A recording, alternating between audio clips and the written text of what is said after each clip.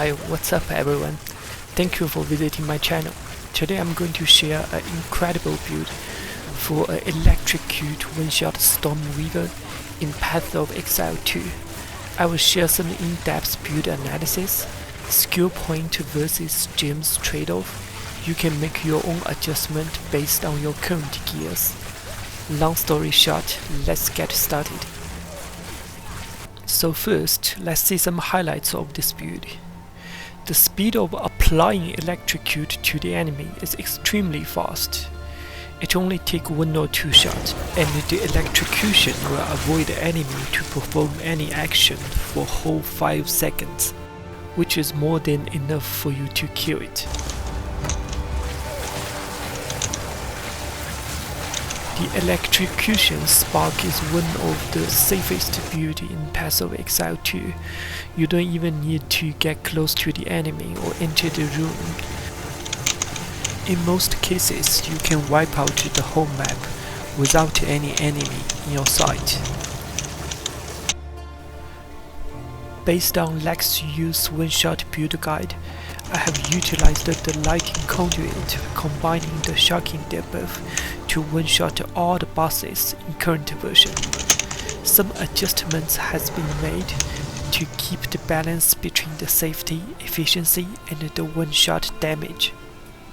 For the bosses which don't give you enough time for one-shot setup, simply electrocute them, then applying the buff and Lighting Conduit to one-shot them.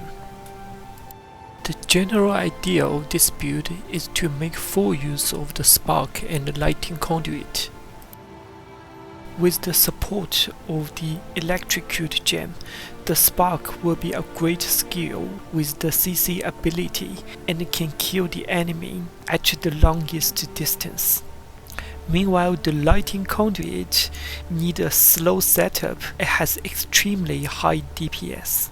And the resource provided by gems and skill points in the game is enough to keep the balance between those two skills. Let's do some tests and to see how long it will take to apply Electrocution to the real enemy and the boss.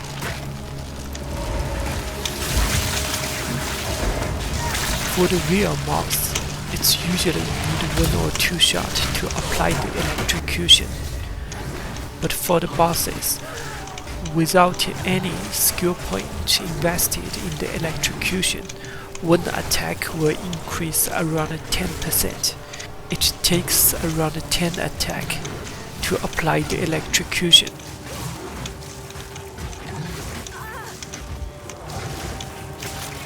Based on my current casting speed, if we cast continuously, it will take 3 seconds.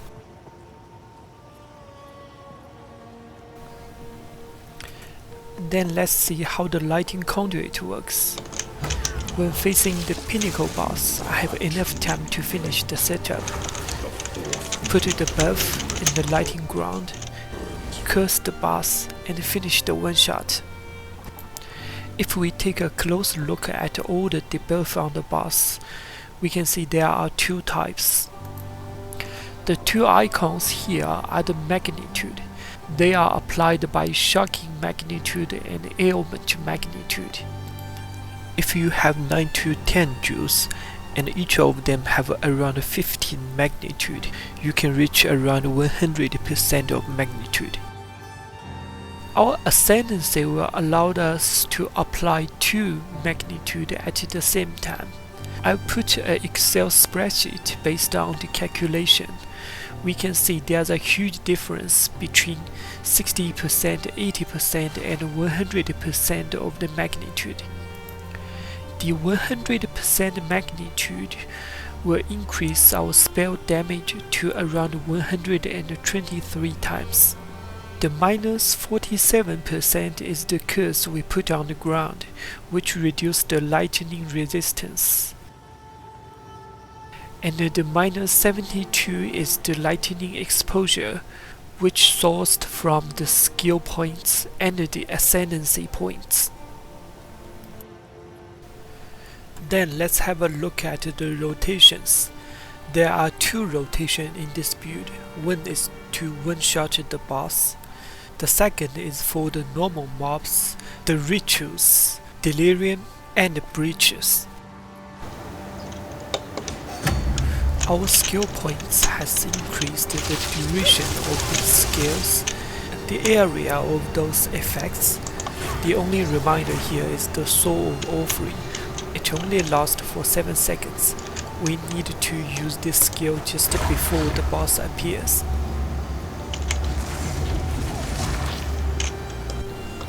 This is a quick setup before we use Spark.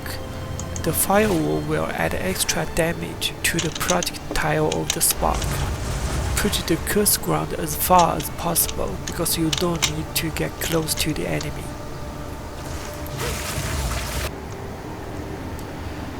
Okay, let's go through the gem setup. There are so many great gems we can use on the Spark. I hope we have 10 sockets to fit them all. In order to finish our Electrocute setup, we have to use the Electrocute and the Neutral Overload, which switch our shock to Electrocution and enable the Electrocute pyramid to increase the Electrocution rate. For the utility gems, we need to use the Consider-rated casting, which increase 60% hit damage while decrease 15% of the casting speed. The Arcane Temple increase 25 of the casting speed, so this is also a great gem unless you've already got very high casting speed. The Lighting Penetration is a great gem, especially for those maps which increase the enemies' lighting resistance. The Coursing Current, which add AoE shock effect. The Piercing, which increase 100% of piercing rate. All of them can be traded off by other skill point, so there are some consideration between them. I will list all the trade-off we can make, then we can choose the required gems and put them into the Spark. The Inspiration is not on my current list, but it can go to the first place in your list if your mana regeneration is not high enough. As we have MOM setup which use mana as our life, it is very important to keep the balance between mana usage and regeneration. You can press and hold the Spark casting button and then do a quick test of your mana regeneration. If your mana drains quickly, which means you need to put the Inspiration gems on. The persistence added the duration of the Spark skill, so it's very important for this build. There are a few points in the skill tree which can add 45% of the skill effect duration, but it's always good to add another 40% by using that gem. The piercing shot skills in the skill tree add 65% of the piercing rate, which can be a decent trade-off for the skill gem. We only use Lightning Warp to creating Lightning Ground, so these 4 gems increase area, duration, and exposure. Very similarly, we add additional projectile to Ball Lightning to help us to creating Shocking Ground. We focus on the critical rate, critical damage for the Lighting Conduit. The minion pack removes the minion's life equals to your life, which is around 1000 to 2000, by giving you extra 40 damage boost. So this is a very important source of boost damage if you have the 3rd skeleton to spare. In this case, you will need 160 spirit in all. Flame will help you to add the fire damage on the projectile generated by Spark. And Sigil of Power, creating power ground for you to stand on. We give the most valuable persistence gem to it to add 40% of duration. The Soul Offering sacrifices 2 Skeleton Warrior to provide 60% of the damage boost. For Skeletal Warrior, it's not necessary to have all the sockets.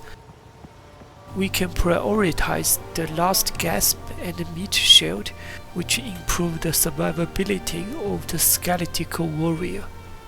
Regarding conductivity, we also don't need all the sockets, with large area and cursing ground can make it quite decent. The Archmage is a must-have for a Stormweaver, but it doesn't have much of the gems it can utilize, so we put the only lightning skill level +1 gem on. If you have 10 extra spirits to spare, you can also put clarity on. Let's have a look at my skill tree. So the target is to have 9 to 10 sockets as possible, meanwhile cover the lightning damage and mana generation. One highlight here is I have enabled the Mind over Matter point, which is a very controversial skill.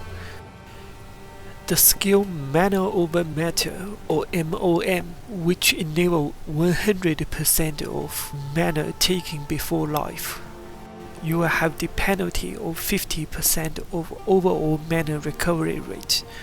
This makes it almost impossible to make up. So the first advantage is of course the 100 converter rate. You can fully utilize all of the mana. In the near end game, if you have near 7000 mana, which can make your overall HP around 9000. The second advantage, by utilizing the MOM, our jewels can focus on the magnitude and other important modifiers. The disadvantage, of course, is the 50% of the overall mana regeneration penalty. What I'm doing is utilizing 2 breach rings with 50% of mana modifier.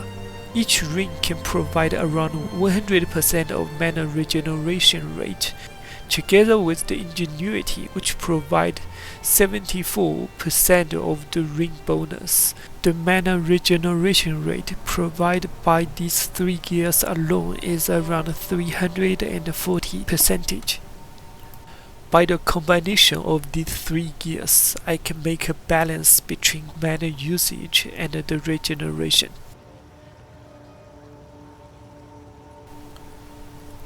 Without enable the Mind over Matter skill point, you can also reach more than 70% of MOM rate. By 35% come from skill tree and around 30 to 40% from jewel. You can make a better use of the Resurgence Omen because of this setup, and also utilize a Dream Fragment Sapphire Ring, which provide you a huge boost of the mana pool. But one disadvantage is there will be quite skill point spent to enable the socket and on the way to damage from mana skill. Meanwhile, a jewel of 2 to 4% of damage from mana plus shocking ailment magnitude would be very pricey.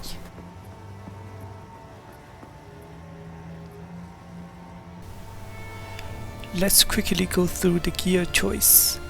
When I choose the gear, I follow the priority on the screen. The first priority is always the mana generation and the skill levels. And the second priority included the magnitude, casting speed, spell or lightning damage, movement speed, and the spirits.